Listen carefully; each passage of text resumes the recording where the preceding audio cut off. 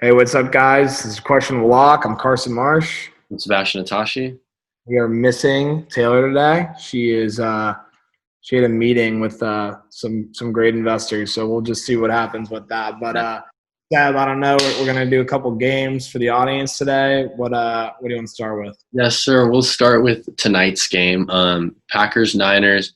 Obviously, Niners extremely injured right now, but they're sitting at 4-4. The Packers coming off a loss last week, in which their run defense just Dalvin Cook, man, what a day for him. I think he ended up 4 or 5 total touchdowns, 200 plus yards. So they're looking to bounce back. They're favored by 6 points in this game. I like the Packers. Obviously, like I said, the Niners are missing their starting quarterback, starting running back, wide receiver. George Kittle's out too, I believe. Missing some players on the defense. Yeah, broken foot. Missing players on the defensive end. It's in San Francisco, so you want to give the 49ers a little bit of the benefit of the doubt. And they've been, when they've been depleted this year, they haven't been that bad. But Packers coming off a loss, I'm looking for Aaron Rodgers to get them right back on track, and I'm taking them -6 in this game. I think they win by a touchdown or two. Yeah, Aaron Jones just activated a couple hours ago, so interesting to see if that line jumped. Definitely at a 7-point favor right now. I'll check it out. Yeah, the over-under is at 48.5. I really like the under. Nick Mullins is a decent – I mean, we've seen he's a decent backup quarterback, but, I mean, with no running backs, it doesn't seem like Kyle Shanahan likes Jarrett McKinnon that much because he's my fantasy guy, and he gets literally no points. Nowhere. Yeah, but Aaron Rodgers has this great bounce back ability. I mean, you saw it a couple weeks ago when they got rammed by Tampa Bay. The next week they won by 14 or 13 points. Yeah. So I say it's a bounce back game coming off of a Dalbo crusher last week. Unfortunately, I had to face him in fantasy too, 47 points. Definitely not the ideal week, but I think they are a good -7, especially with Aaron Jones back. I think that makes all the difference. Interesting to see, though, Pro Football Focus had the 49ers before the Aaron Jones news as a 60% favorite to win the game, which is interesting. But I like the under. I just think that, like, if the way that both of these teams have injuries, some COVID exposure, I like the under. What do you think? Would you take the over or the under on 48.5? I'm probably thinking under as well. Like you said, there's 60% chance, Niners looking to, dirty this game up kind of thing, make it slower.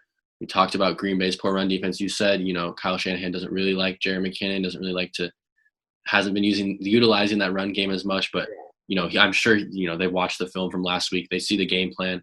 I'm expecting the under, 48.5 is a lot. I think 31-14 type of game. I don't know. I'm expecting the Packers to come out and play, but I'll take the under with you on that one as well. Yeah, we'll see.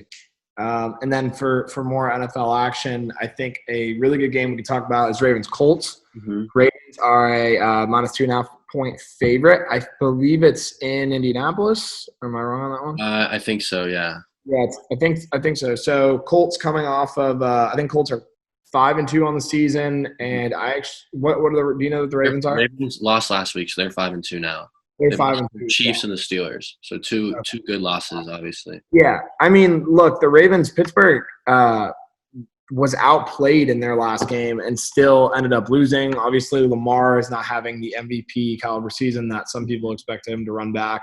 But, I mean, they just lost the 7-0 Steelers 6-0 last week on the last play of the game where, I mean, I'm not saying it was PI, but it was a close call. Yeah. And it was a close game. They had 4 turnovers in that game too, so you're right in that.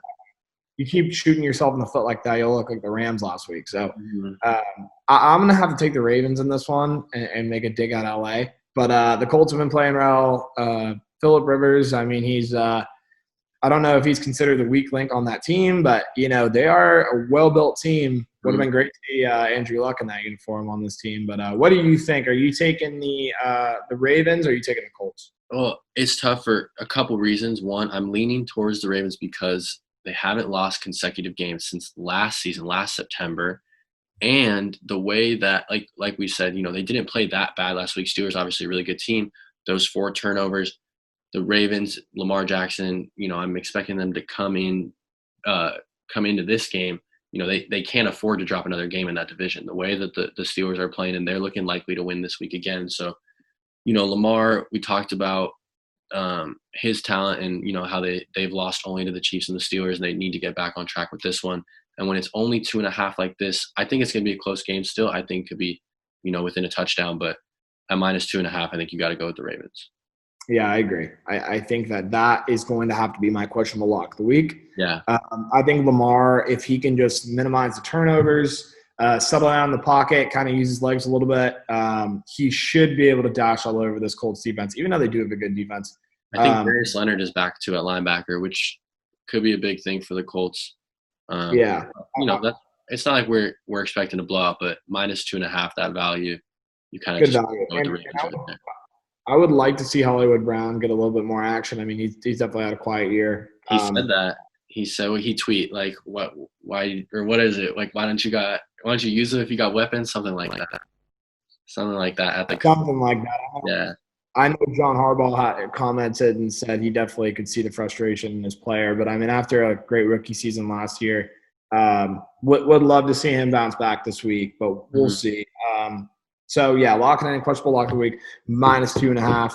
Remember, there is no such thing as a lock. There are only questionable locks, so I'm going to have to do that -2.5. Moving over to college football, I don't know what game you want to talk about first. Or let's get it out of the way, that the Clemson Notre Dame game, that 1 seed, obviously Clemson versus Notre Dame, who's ranked 4 right now.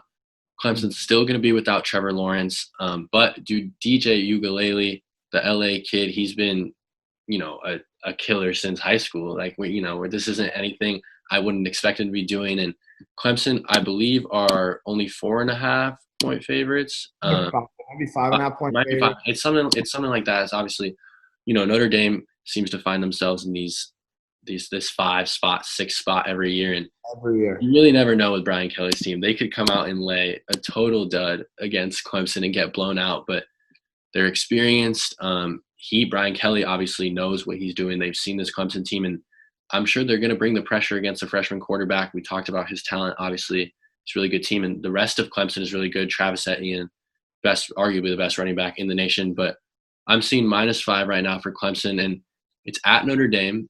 There will be fans there. I know there will be, and it's a little bit hard to pick against the Irish with that +5.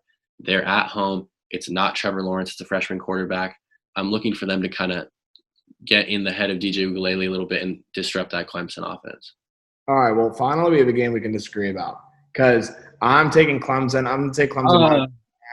DJ Uiagalelei obviously hasn't been the strong point of this offense, but they do still, like you said, have Travis Etienne. I hope I said that right. But I just think that Dabo's squad every year is a playoff I mean, like, obviously they have been champions like 3 out of the last 4 years and whatnot, or 2 out of the last 4, whatever it may be. But it always seems like when Clemson's schedule comes out, it almost seems like they have no opponents. Obviously, Notre Dame, an ACC team this year. Even without Trevor Lawrence, I think the talent discrepancy is a lot between the two teams. I mean, Notre Dame is a great play. They have Booker.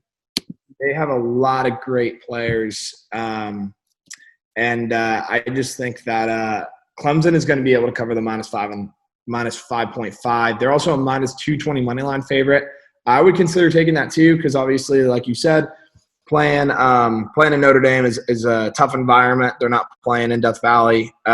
So, yeah, I'm going to have to say Clemson -5.5, although I think the safest bet is on the -220 on that. Yeah, it's definitely questionable for me on this one.